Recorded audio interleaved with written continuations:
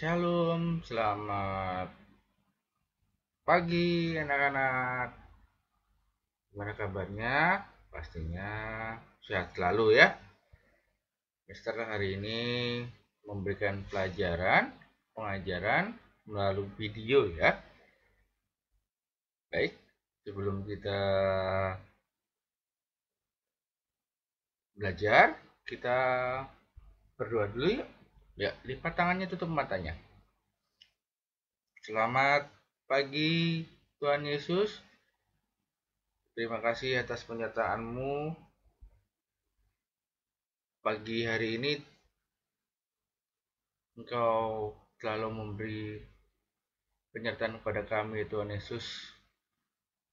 Terima kasih atas pelajaran-pelajaran yang sudah kami lalui sebelumnya, dan kami sekarang ingin memasuki pelajaran tematik. Tuhan Yesus memberkati agar kami dapat belajar dengan baik ya Tuhan Yesus. Tuhan Yesus, kembali Engkau pulihkan Indonesia dari penyakit pandemi ini Tuhan Yesus. Dan juga agar kami bisa bersekolah dengan normal ya Tuhan Yesus. Serta Engkau mau berkati orang tua kami yang sedang bekerja maupun melakukan aktivitas ya Tuhan Yesus. Engkau jagai semua aktivitasnya dan kesehatannya Tuhan Yesus. Kami serahkan pelajaran kami pada hari ini ke dalam tangan-Mu. Terima kasih. Haleluya. Amin. Baik. Kita langsung buka bukunya.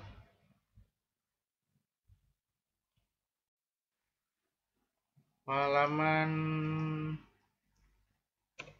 110. Oke.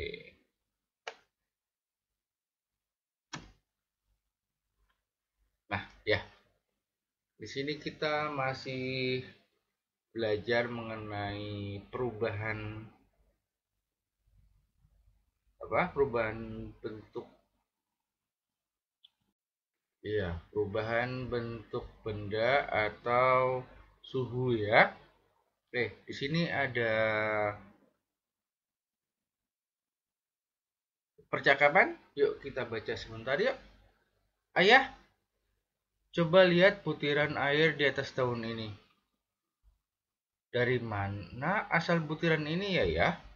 Semalam tidak turun hujan. Ini namanya embun. Maukah jika mendengarkan penjelasan ayah bagaimana proses terbentuknya embun? Wah, mau ayah. Saat malam hari, suhu udara menurun. Penurunan suhu membuat uap air di udara yang berbentuk garis saling berkaitan. Titik-titik uap yang berkumpul menjadi butiran air. Butiran air inilah yang dinamakan embun. Benarkah proses seperti itu disebut pengembunan atau mengembun ya? Iya, benar jika embun adalah perwujudan benda gas menjadi benda cair. Peristiwa pengembunan terjadi saat lingkungan sekitar memiliki suhu yang lebih rendah atau mengalami pendinginan. Kebalikan dari mengembun adalah menguap. Ya, sebelumnya kan kita sudah belajar mengenai penguapan. Nah, sekarang tentang pengembunan, pendinginan ya, ada perubahan suhu. Nah, yang ini boleh kamu buat di garis bawah ini ya. Di malam hari suhu udara menurun ya. Ini boleh di garis bawahi di sini.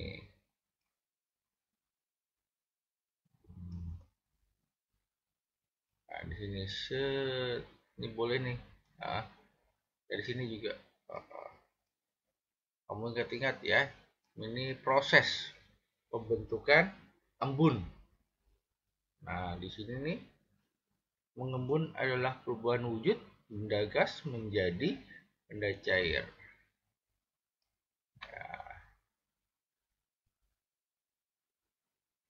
Ini juga boleh semua nih. Oke. Nah, sekarang sekali lagi ya, diingat ya, terjadinya embun ya, perubahan wujud benda gas ya, yang udara ini ya menjadi cair itu disebut mengembun karena ada perubahan suhu di lingkungan. Tadinya normal biasa atau panas, lalu ada dingin ya, lalu terjadi pembentukan titik-titik uap yang saling berikatan. Ya, ini coba kita lihat ada videonya. Yuk, kita tonton videonya. Sebentar.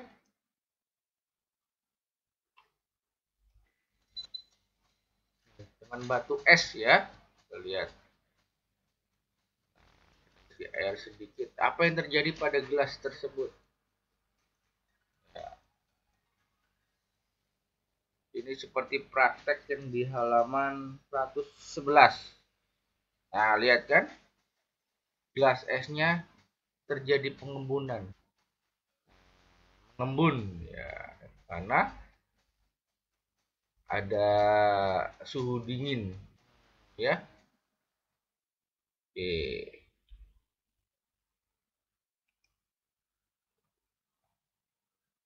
Ya. Yuk kita lengkapi. Ayo berlatih ya. Bentar. Oke. Mister tulisnya di samping ya. Peristiwa titik-titik merupakan kebalikan dari mengembun. Wah, menguap. Ya, menguap. Titik-titik uap air saling yang berbentuk gas saling berikatan akan membentuk. Di sini pilih ya, pilihannya di atas. Embun, baik. Embun. Oke. Perubahan nomor 3 ya. Perubahan benda wujud titik-titik menjadi berwujud air disebut mengembun. Wujud apa? Di sini pilihannya gas. Oke, gas. Saat lingkungan memiliki suhu yang lebih apa? Lebih dingin. Betul apa tidak?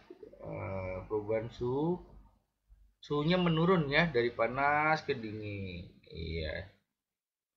Atau biasa rendah, lebih rendah lah ya. Lebih di pilihan di sini nggak ada dingin tapi rendah. Nah, sekarang nomor 4. Saat lingkungan memiliki suhu yang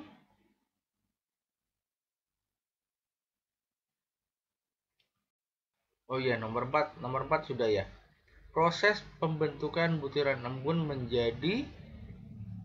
terjadi pada malam hari. Tuh. Sorry. Okay.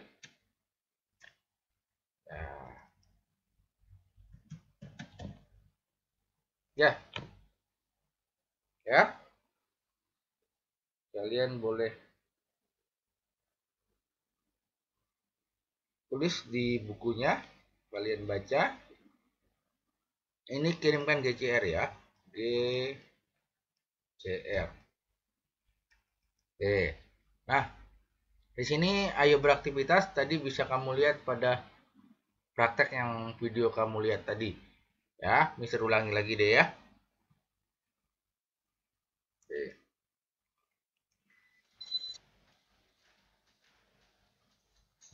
Ya, apa yang terjadi?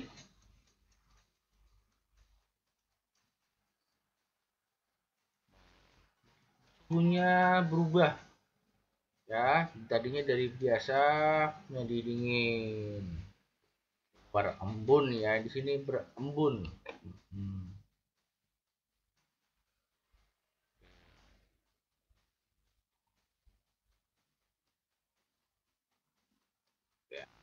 ya. Oke. Nah, berarti bisa kamu jawab dong nih ya. Coba kalian yang jawab ya ini ya. Kalian yang jawab. Nih, kalian yang jawab. Bisa dijawab kan ya dari lihat praktek yang tadi. Kalau kurang jelas nanti kamu bisa boleh mundurin videonya, coba dibuka lagi ya. Video-video pelajaran ini mundurin dikit, lalu lihat video pengembunan tadi ya. Ini kamu kerjakan ya, kamu kerjakan hasil percobaan di atas ya. Oke, ini kerjakan ya.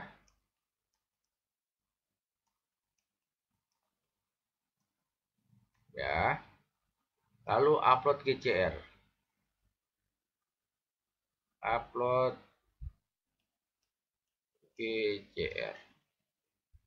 ya. Bisa di apa namanya, dijawab sendiri. Nah, sekali lagi deh Mister Stel videonya sekali lagi. Perhatikan videonya, apa yang terjadi.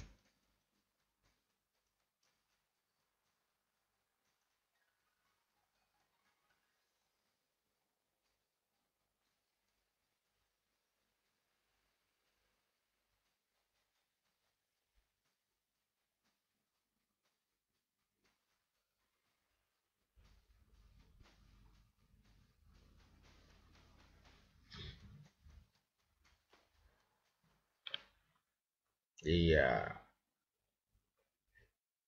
udah ya, kita bisa lanjut ya. Jangan lupa dijawab ya. Ini PS bukan PR, kalian jawab sendiri ya. Nah, next sekarang kita yuk diskusi sebentar ya. Pasti pernah ya mencoba, kamu berdiri di depan cermin lalu mencoba mengembuskan udara ya lewat mulut ke cermin. Apa yang terjadi? Akan keluar apa? Embun ya? Itu termasuk nggak pengembunan? Iya, termasuk ya. Karena ketika kita mengembuskan napas, mulut kita itu mengeluarkan karbon dioksida ya. Lalu karbon dioksida ini yang keluar dari mulut kita akan berkumpul dan akhirnya mengeluarkan uap air ya. Kita tiupkan ke cermin ya, itu akan muncul di cermin, akan menempel di cermin karena memang terjadi penurunan suhu ya. Ya, di sini tulis aja iya. Karena termasuk pengembunan. Termasuk jelek ya. Gak apa-apa. Pengembunan.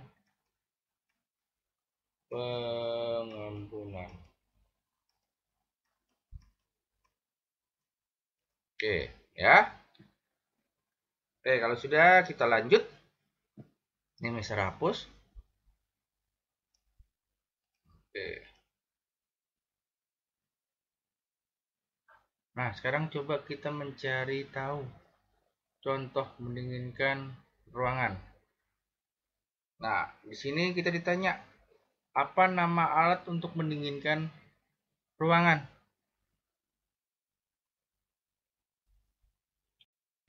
Ya, ini ada gak nama alat untuk mendinginkan ruangan? Udah tahu ya pastinya ya. Apa? AC. Oke, ada AC. Terus lalu ada kipas angin. Ini alat ya, kita bicara alat. Kipas angin. Atau exhaust ya, exhaust. Atau dengan membuka jendela rumah kita ya. Nah, di sini bagaimana cara alat itu mendinginkan ruangan? Ya, pastinya dengan menggunakan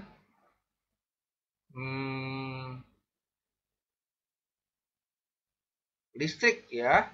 Ada ya caranya di sini AC ya. Kalau kipas kan dengan putaran kipas yang kencang ya, kita tinggal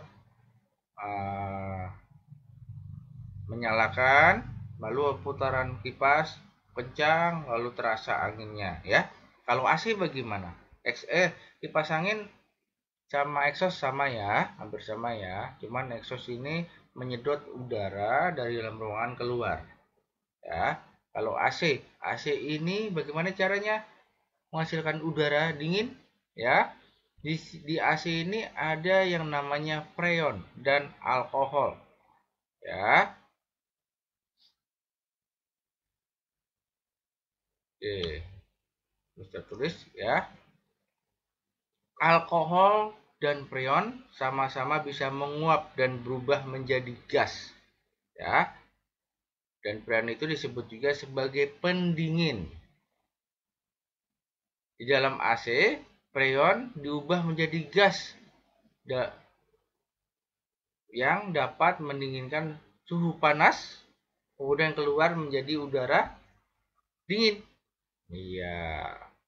Oke, kita tulis ya. Di dalam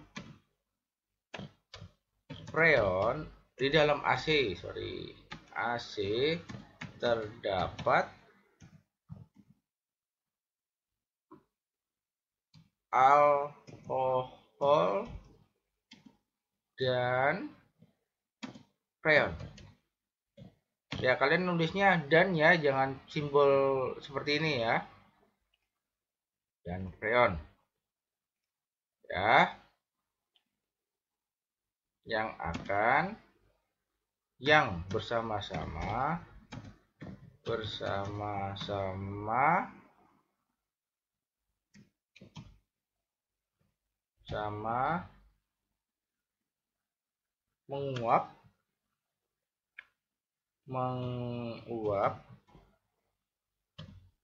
menguap dan berubah menjadi gas ya.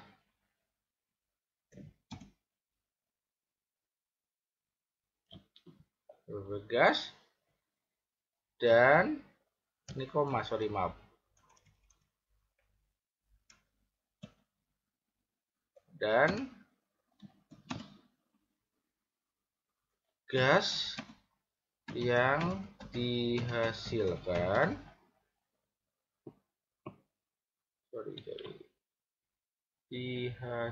pada airnya dihasilkan itu mendinginkan suhu panas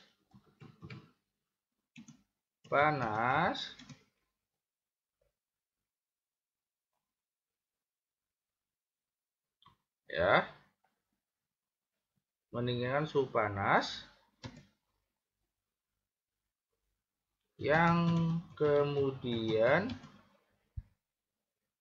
dikeluarkan dalam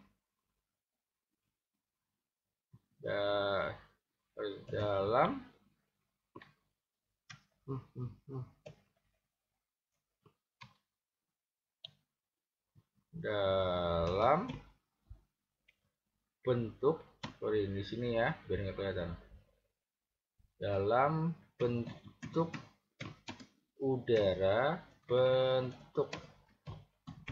udara dingin ya.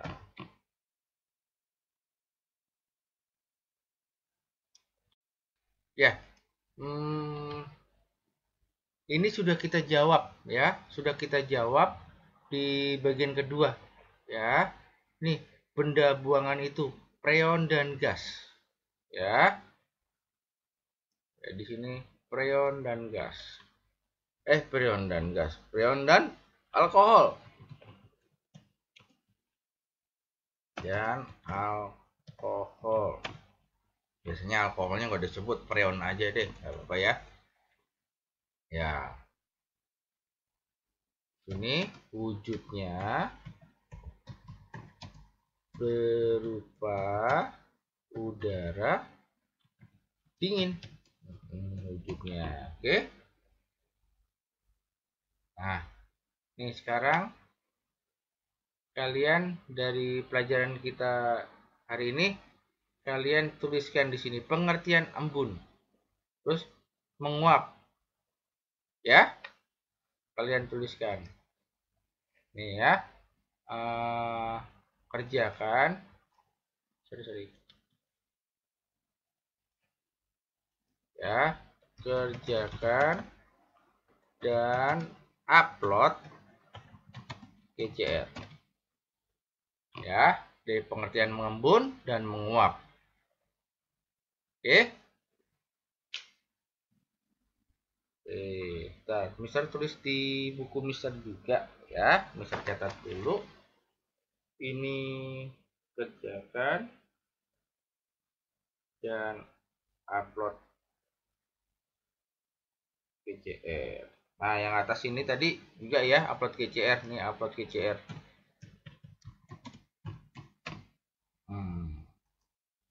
Yuk, kita sekarang ke bagian ayo belajar.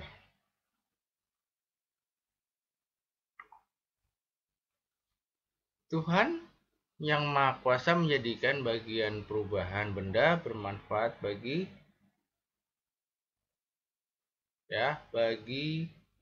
manusia. Semua perubahan itu memiliki peran bagi kelangsungan kehidupan manusia. Semua saling melengkapi agar dapat berjalan dengan seimbang. Begitu pula kita, manusia bersama-sama memiliki peran dimanapun ia berada. Ya, terdapat banyak warga di dalam lingkungan sekolah. Maaf. Setiap manusia memiliki peran di mana berada. Sebagai contoh, lingkungan sekolah. Terdapat banyak warga di dalam lingkungan sekolah dan berbagai peran. Setiap orang memiliki peran, ya. Setiap orang saling melengkapi dan untuk kelancaran kegiatan dalam belajar mengajar. Ya. Nah, masih ingat pelajaran Senin ya, tentang peran. Dicoba dibuka lagi halaman 98. Ya, 98.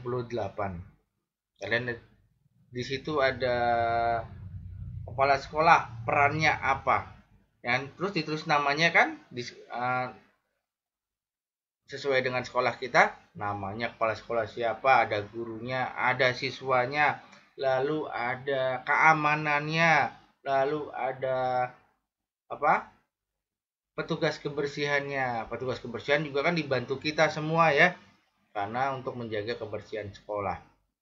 Ya. Nah, di sini kalian kerjakan juga sendiri. Ya. Ini akibatnya. Ya, misalkan kepala sekolah tidak melakukan perannya, apa yang terjadi? Apa yang terjadi?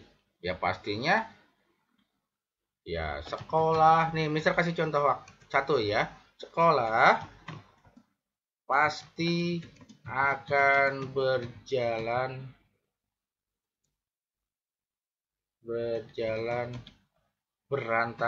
berantakan atau tanpa aturan. Ini contohnya ya. Nah, sekarang kedua, bagaimana? Misalkan siapa? Guru kalau nggak tegas, nggak menjalankan tugasnya, apa yang terjadi sama siswa? Ya, siswanya bagaimana? Lalu apalagi siswa juga kalau tidak mengikuti aturan, apa yang terjadi? Siswanya jadi apa? Jadi pintar kah atau jadi kurang pintar? Ya. Oke, ini dikerjakan.